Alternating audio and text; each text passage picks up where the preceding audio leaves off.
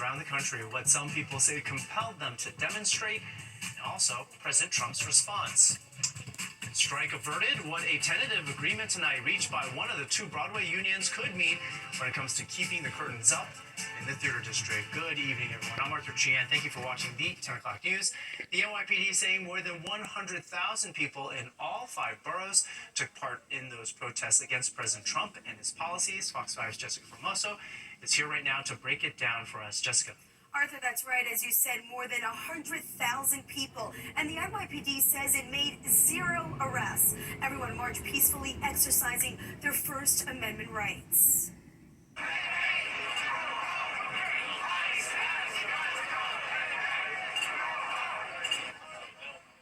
This was a massive rally, the biggest No Kings protest so far here in New York City. There was one back in June. They started in Times Square, marching through the heart of the city all the way to Union Square.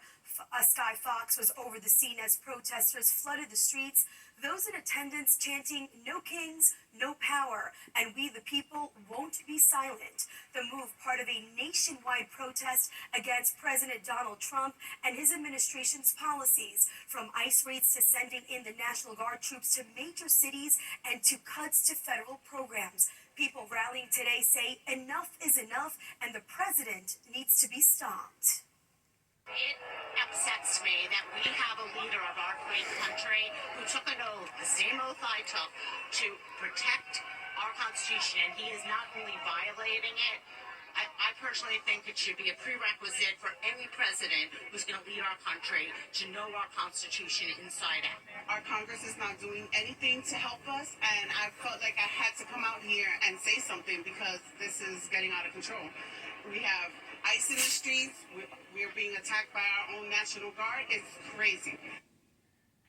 Today, President Trump did not say anything about the protests. However, in an interview recorded yesterday to air in its entirety tomorrow with Fox Business' Maria Bartiromo, when asked about the rallies taking place Saturday across the country, this is what he had to say. Mr. President, do you think that the government shutdown is all about this rally that's happening this weekend, the No Kings rally? I mean, some people say they want to delay it for the king. This is not a king. You know, they're referring to me as a king. I'm not a king. Right. House Speaker Mike Johnson called today's protest, quote, the Hate America rally. That said, more than 2,600 rallies were planned across the country today. Arthur? All right, thanks very much, Jessica. And those 2,600 rallies did take place in cities large and small. In Washington, D.C., throngs of protesters took to the streets there. Many demonstrators carrying signs or waving banners. Some demonstrators wore inflatable costumes, particularly frogs, which has emerged as a sign of resistance out of Portland, while many leaders and dignitaries were addressing the massive crowds there. This moment is not just about one man's greed, one man's corruption, or one man's contempt for the Constitution. Our democracy is not inevitable. It is not inexorable. It is not like gravity. We have to defend it. The national mass mobilization comes as the ongoing government shutdown reaches its 18th day with no end in sight. On to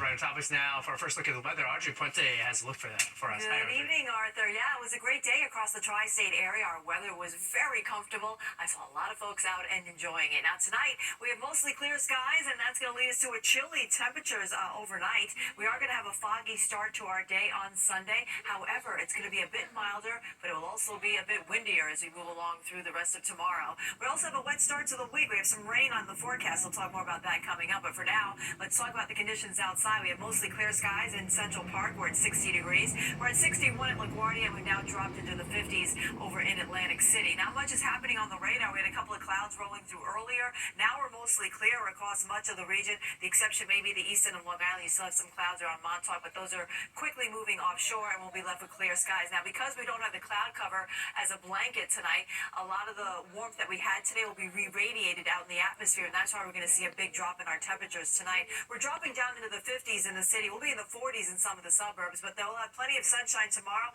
and that's going to warm us up to 68 degrees already by 11 a.m. We're looking for a lot of 70s tomorrow. I'll have the details coming up. Arthur? Thanks so much, Audrey. Well, the threat of a Broadway shutdown isn't over just yet, but there is some very good news for us to report tonight. The Actors Union has reached a tentative deal with producers after an all-night bargaining session. Fox 5's Duarte Geraldino has more from Times Square on what this means for the city and the stage. That deal wrapped up after a marathon mediation session that ended around 6 o'clock Saturday morning. You know, Broadway is a billion-dollar business. Everybody knows what's at stake. A good chunk of people here in Times Square are here to see shows. More than 12 million came last season, and Broadway producers want to keep those numbers rising.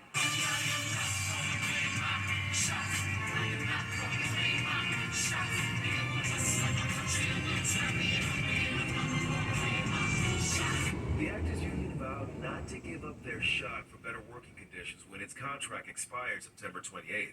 After weeks of tense talks, both sides agreed to higher producer contributions to the Equity League Health Fund, better scheduling and access to physical therapy, improved wages and benefits. Now, this agreement still needs to be ratified, first by the union's council, then by about 4,000 Broadway members. Time Out New York theater editor Adam Feldman says Broadway came closer to a shutdown than most people realize, and that not all producers have deep pockets. Feldman says the blockbuster success of shows like Hamilton hides how uneven Broadway profits really are. The big shows, the very established shows, are making more money than ever. Hamilton grossed $4 million in a single week. That, you know, if you're a union member, you look at that and you say, well, they're flush with money. But that's not true across the board for every production, of course.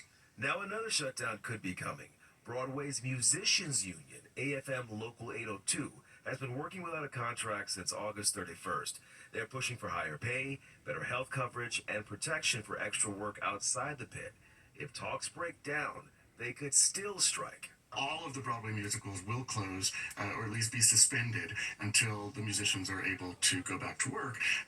All of them except for one, the musical Ragtime, because that's playing at Lincoln Center, and Lincoln Center has a different kind of agreement with the unions.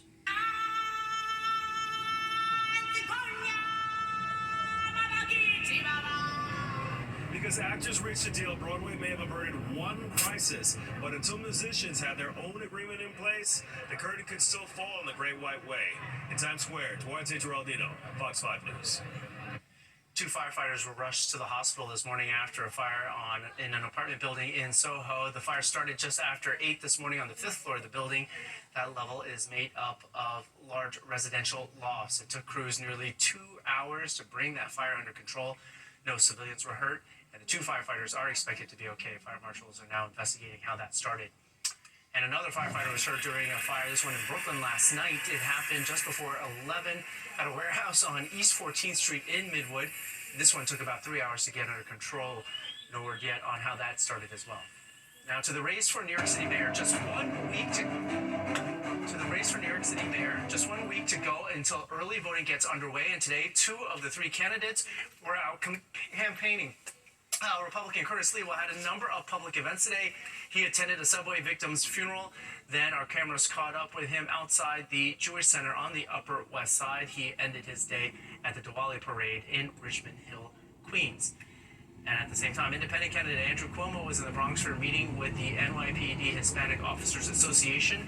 The former governor touting his past accomplishments while he continues slamming Democratic nominee and frontrunner Zohran Mamdani. Cuomo also saying Sliwa should drop out of the race because it will only help Mamdani if he stays in. Meanwhile, speaking of the frontrunner, he did not have any scheduled events today. Nonetheless, the latest Fox poll shows Mamdani maintaining a substantial lead among likely voters. 52% of New Yorkers polled back the young politician, while 28% favor Andrew Cuomo and 14% say they will vote for Sliwa.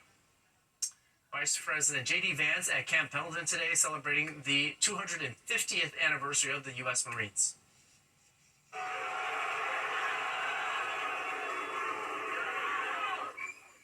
And in addition to giving a speech there, the vice president and his wife got to witness an amphibious assault demonstration.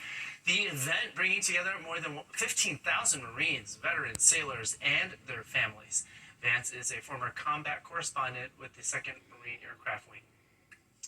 Coming up, the latest on the peace deal between Israel and Hamas as bodies of more hostages have been released. What leaders are now saying about a key border crossing into Gaza and why it might not be reopening tomorrow as previously planned. And George Santos is looking to the future now that he's been released from prison thanks to President Trump. Hear what the former Long Island congressman had to say.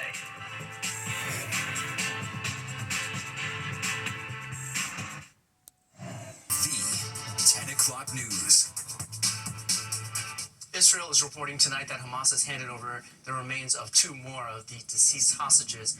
They handed them over to the Red Cross in Gaza. In all, that means the remains of 12 of the 28 dead have now been returned. This comes as Israeli Prime Minister Benjamin Netanyahu says the Rafah border crossing between Gaza and Egypt will stay closed, quote, until further notice, tying it to the slow release of remains. On Thursday, Netanyahu had said the crossing would likely reopen tomorrow.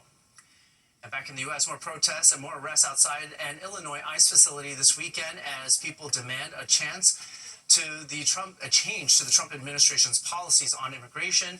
Correspondent Madeline Rivera has the story. The Trump administration's appeal to the high court is the latest escalation in the president's efforts to deploy National Guard troops in Democratic-led cities. Lower courts have ruled against the president, the administration calling it part of a disturbing and recurring pattern that ultimately impedes the president's authority over the military. Justice Department lawyers say the president has had no choice but to call up the National Guard after state and local leaders have failed to quell the violence from immigration protests. The administration is responding after a federal appeals court refused to lift a Chicago-based district judge's temporary restraining order on the deployments. The 3-judge panel saying in part, we see insufficient evidence of a rebellion or danger of rebellion in Illinois, the spirited, sustained, and occasionally violent actions of demonstrators in protest of the federal government's immigration policies and actions without more does not give a rise to a danger of rebellion against the government's authority. Democratic Illinois Governor J.B. Pritzker saying Donald Trump will keep trying to invade Illinois with troops, and we will keep defending the sovereignty of our state. There were more protests at the ICE facility in Broadview, Illinois on Friday. More than a dozen people were arrested, charged with resisting, obstruction, or disobeying police. Local reports indicate this was the first large gathering at the facility after federal authorities removed metal fencing around the facility earlier this week. Protesters called the move a step in the right direction, but say they still want more transparency regarding ICE operations. In Washington, Mother Rivera, Fox News. Disgraced former Congressman George Santos is a free man tonight. He was released from prison last night after President Trump commuted his sentence, saying Santos was mistreated in prison. Santos served less than 3 months of the 7-year sentence after pleading guilty to wire fraud and identity theft charges. Santos taking to social media, writing in part, quote, as I step into this next chapter of my life, I do so with lessons learned and eyes open. I do not carry shame. I carry purpose. My goal now is to turn my past into something meaningful to help create a justice system that truly believes in rehabilitation and second chances. All right, a dramatic rescue today in Port Jefferson Harbor on Long Island in Suffolk County. Police say 4 men were thrown into the chilly waters after the wake from a passing boat caused their canoe and kayak to capsize. 3 of the men hung on to the pier or to the canoe until Marine Bureau officers hoisted them to safety. The 4th man managed to swim to shore. Luckily, there were no injuries. Time now for the weather. Audrey Prunty joins us with that. Hi, Audrey. Hi, Arthur. Well, it turned out to be a really nice Saturday across the tri-state area. In Central Park, we had a high temperature of 65 degrees. That's just about average for this time of year. The record high in the state, 82. That sounds nice. The record low at chilly 35. Right now, we're sitting at 60 in Central Park. That's a pretty comfortable temperature at this late hour. 57 in Iceland, 46 cooler degrees over towards East Hampton, and we're in the 40s up towards Poughkeepsie and in Monticello as well. Now, a lot of these numbers, though, are a little bit milder than they were at this time yesterday, and we're going to be even milder still as we go into our Sunday.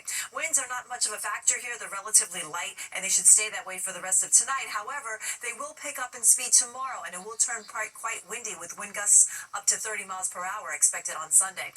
Now, we're clear on the radar with no rain showers here. Nothing expected this evening. The clouds are clearing the coastline, too, across the Hamptons and Montauk Point, and we're going to be mostly clear for everyone here across the tri-state area. That'll give us a sunny start, or actually a sunny day tomorrow. We're actually going to start off with some patchy fog in the morning. We're watching this system that has been wreaking havoc across the midsection of the nation here. It's pushing now into the Mississippi Valley, the Tennessee Valley. They're in store for a very stormy night, as there is the potential for severe weather, and there has been some tornadic activity associated with this line of storms. It looks pretty nasty too as it heads towards the Mississippi Valley at the moment. This will be heading eastward. It will lose its punch before it reaches the tri-state area, but it will produce some rain showers here. But it looks like they won't get here until very late tomorrow night, so your Sunday will be salvaged for sure.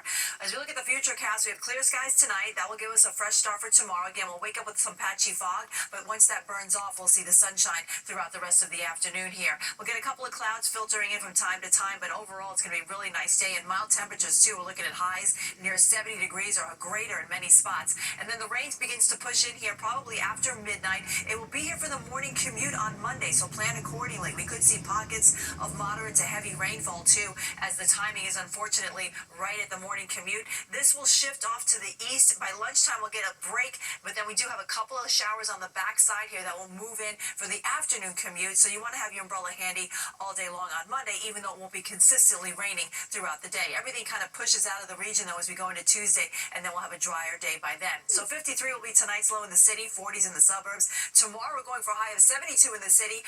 Warmer numbers inland, like across middle parts of New Jersey, will be in the middle to upper 70s, and then we cool it down for Monday as rain returns to the region with a high of 64 degrees. We'll dry it out for Tuesday and Wednesday. We might have an isolated shower, but overall a quiet week ahead once we get through Monday. Arthur? All right, thanks so much, Audrey. We're going to take a quick break, and when we come back, Jennifer Williams is going to be ready to talk about sports. She's got the highlights with all three local teams on the ice tonight. Fantastic, Jennifer. Yes, love that. Thank you. Well, that's all we've got for this Saturday night. I am Arthur Sheehan. Thanks so much for being with us. Remember that the news is always streaming on our free Fox Local app, where you can get breaking live updates and watch our newscasts anytime from anywhere that you are. We're going to be back here tomorrow night. Hope you join us then.